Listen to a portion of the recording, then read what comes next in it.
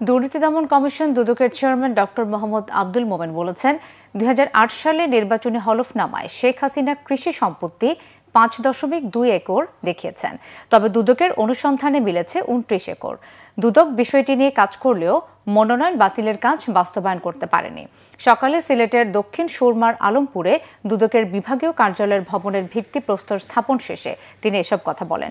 Doctor Mohammad Abdul Momen বলেন, দুদকের কাজ নিয়ে কোনো ধরনের চাপ নেই, তবে নানা সীমাবদ্ধতা আছে। নির্বাচন বিষয়ে দুদক চেয়ারম্যান বলেন, প্রার্থী যে দলেরই হোক সৎ লোককে নির্বাচিত করতে হবে।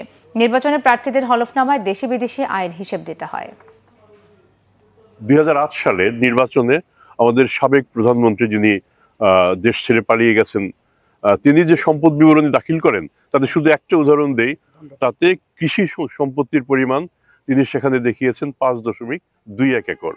আর আমরা যখন অনুসন্ধান করতে যাই আমরা পেয়ে যাই ২৯ একর। তাহলে আপনার কি দাঁড়ায়? তাহলে আপনার শুরুতেই তো আপনার সেই নমিনেশনটা বাতিল হওয়ার কথা ছিল।